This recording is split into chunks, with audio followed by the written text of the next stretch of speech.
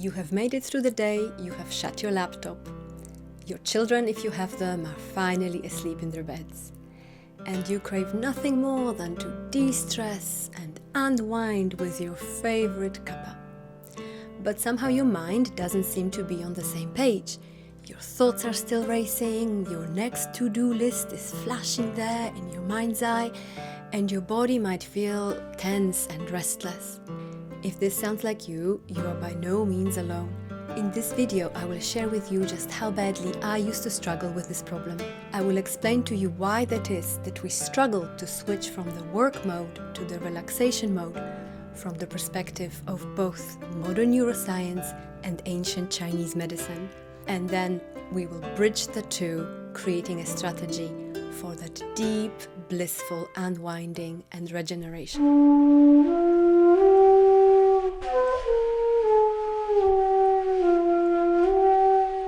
Let me tell you first about my personal struggle with relaxing efficiently, or doesn't really sound good, relaxing efficiently, with learning how to relax deeply and naturally. So when I was young, I was a filmmaker and a student at some very ambitious institutions, and then I also became a very young parent. So I was juggling motherhood and my creative career with my studies, which meant that I was switched on all the time. When I had time off, I would immediately find ways to fill that time with more creative thoughts and more work. So as a result of that, I started having sugar cravings. I started crashing once in a while, and I also started feeling very guilty because I knew the sugar cravings were not healthy. They also made me physically feel very bad. They started affecting my body image. It all started affecting my mental health.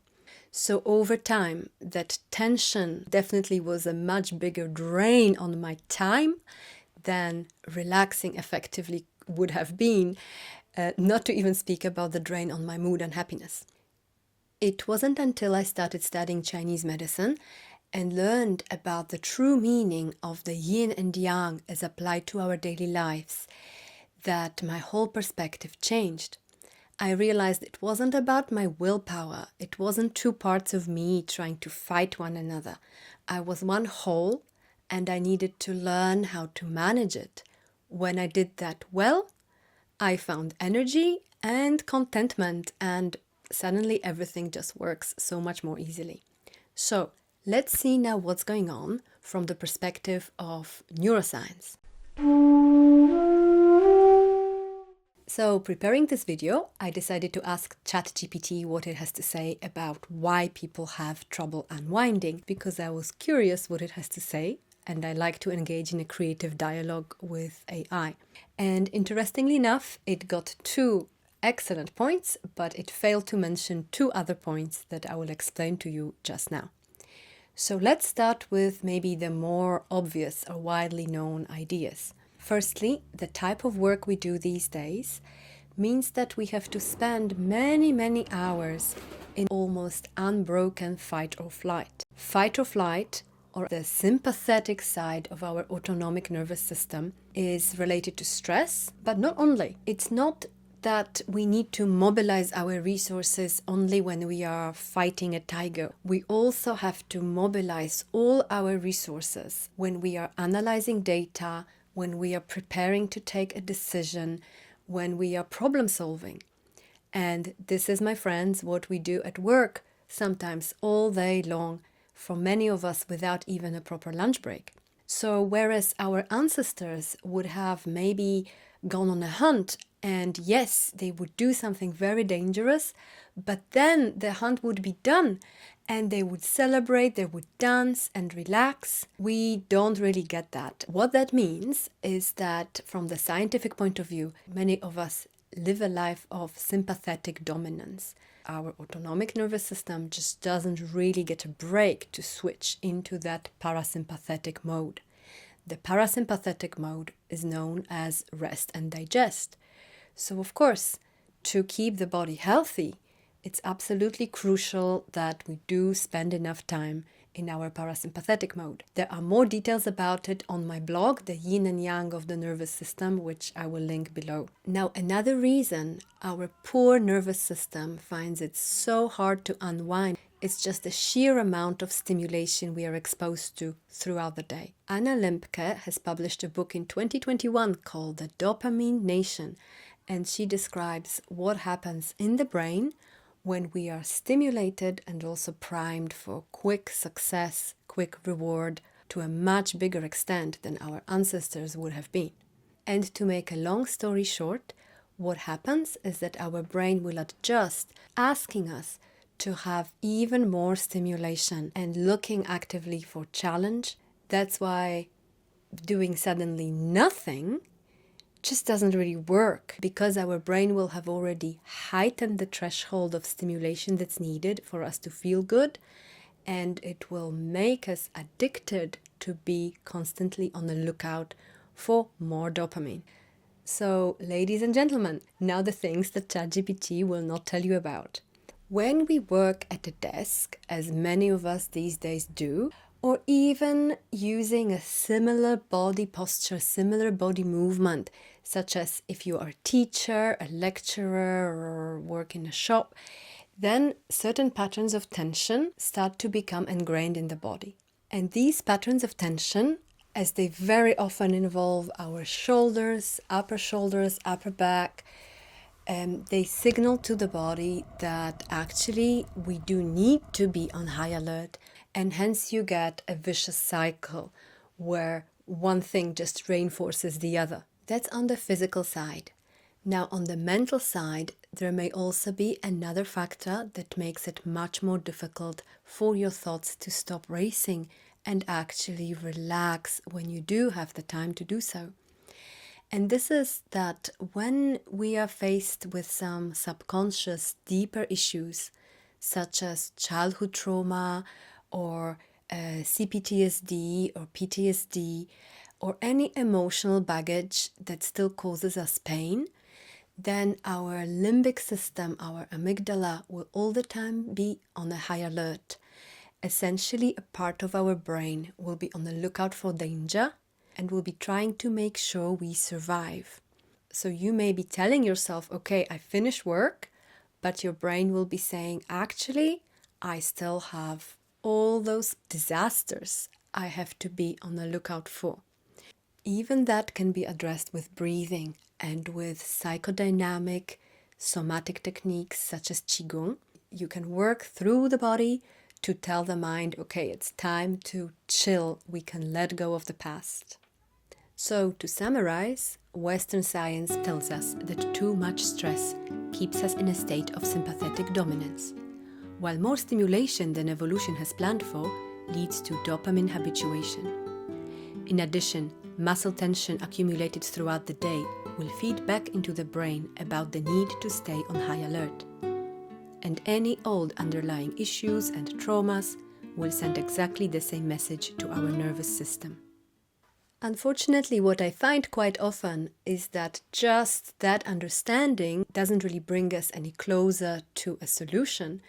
You may know that you work too long, that you are overstimulated, but it's not always very easy to know what to do about it. But now let's see what it looks like from the Chinese medicine perspective. Because Chinese medicine developed without microscopes, without the attention to detail, but with the attention to the whole system. So sometimes it's the most useful prism for actually taking the steps to overcome a certain problem. So let's take a look now at how understanding ourselves and our day through the prism of Yin and Yang can bring together all that wisdom of modern science with a practical perspective of you come home tired, you need to unwind. All of you will be familiar with the symbol of Yin and Yang. Now, let's apply it today to understanding of our nervous system. Of course, in Chinese medicine and philosophy, we don't quite have the notion of the nervous system, but we still have the same function. So in this context, the yin side is the side of our parasympathetic nervous system. It will be everything that relates to rest, food, nourishment, love, and generally quiet, cozy downtime. The yang side is the side of activity. This is intention, striving, going forward, work, mobilization, fight, stress, achievement, ambition, all that stuff. And as I mentioned, that yang side will also include watching a film, driving, and any type of analytical thinking, problem solving, and decision taking. So looking at the yin and the yang, how much time of your workday would you say you spent on the yang side? Really think about it for a moment. Now, let's think about yin and yang as they apply to our body. Obviously, the yang side will be the times of movement, of jumping, leaping, using the muscles, running, fighting, etc. And the yin will be when the body can be still. Again, think about your workday for a moment now. How many hours is your body in a yin state during the workday? And how many hours it is in a yang state? If you are like most of my patients and students, you are most likely to find this big imbalance just jumping out at you, which is that our minds are in a yang state through most of the day while our bodies are in a yin state. Now that immediately suggests that in order to balance our whole system out, we need to move the body, but quieten the mind at the same time. We need to bring that missing yin aspect into our minds and the missing yang aspect to stimulate the circulation of all the vital fluids and energies of the body. Now we can appreciate also how this approach gets over the problem of our dopamine-habituated brains and our subconscious addiction to stimulation. Because when we move the body, we are still receiving a type of stimulation. This is why practices that use the body awareness, such as QiGong, are so extremely powerful in bringing us back to a state of health and harmony. Now, let me recap what we have covered so far from a holistic perspective. If you are finding it hard to relax and de-stress and unwind after work, we want to move the body and at the same time quieten the mind. And we want to do it in a way which works relatively well with our dopamine-habituated, stimulation-overridden brains and is not boring, but is fascinating, interesting, and curious. There are several ways you can do this. You can, for instance, go running or go to the gym, but then you must supplement that workout with a meditative practice. Or you might want to go for a long walk, and then just please make sure you keep your mind clear and not use that time to digest even more work projects. And supplement your walking with exercises that will counterbalance sitting posture or any particular tightness patterns you personally might have. Or if you want an all-in-one solution which will help you to unwind immediately in the most efficient way, then join me in doing what I do in addition to all my other training, because I also like a walk and a run and martial arts.